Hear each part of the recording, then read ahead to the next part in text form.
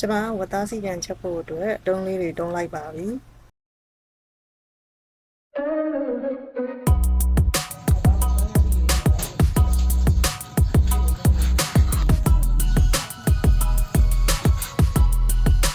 တုံးထားတဲ့ဝတ်သားတွေကိုရေကိုစင်အောင်ဆေးလိုက်ပါမယ်နော်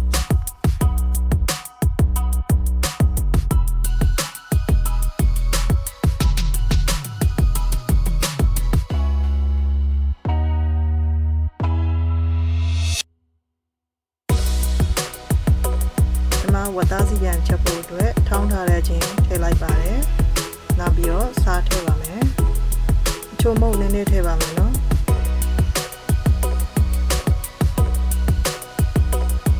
ကြာညို့ထည့်ပါတယ်ရှင်။အမ်းပြာရည်ထည့်ပါမယ်။စီကတော့မိမိလိုတလောက်ထည့်ပါနော်။အယုံအနုမုန့်ထည့်ပါတယ်ရှင်။နောက်ပြီးတော့ကျွန်မတရုတ်ပဲကပိလေးနည်းနည်းထည့်လိုက်ပါတယ်ရှင်။မိမိမကြိုက်ရင်မထည့်ပါနဲ့နော်ကြားလေးတော့နည်းနည်းထည့်ပါတယ်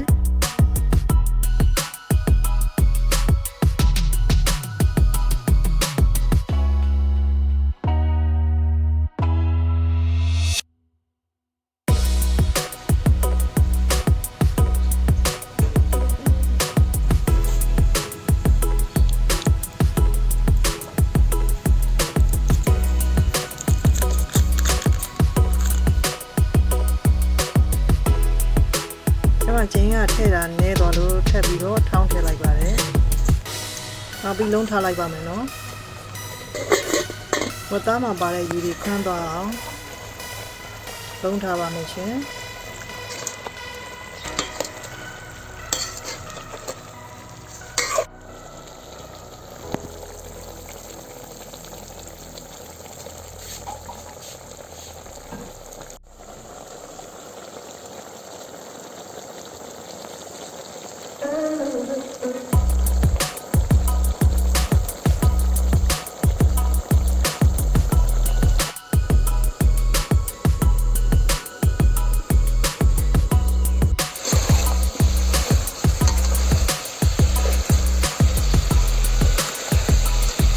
ပါတဲ့အီးတွေခန်းပြီးကတ်သွားတော့မှကျွန်မရေးခင်းလိုက်ပါတယ်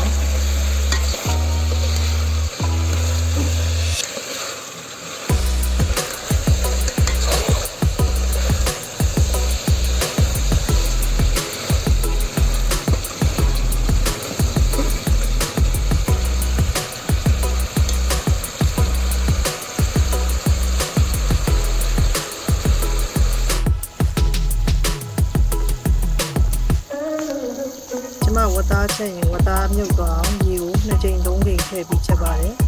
အဲ့ဒါမှဝတ်သားကနူးဤပြီးတော့စားလို့ကောင်းမှာပါရှင်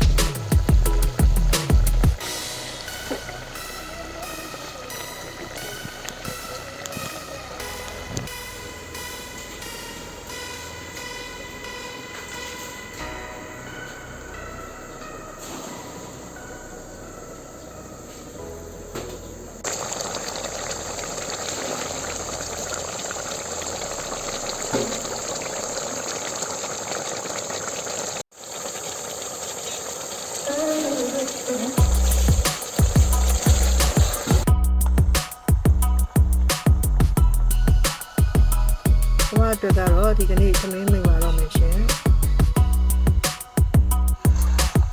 ဆက်ကြပါအောင်ရှင်။အားလုံးကိုကျေးဇူးတင်ပါတယ်။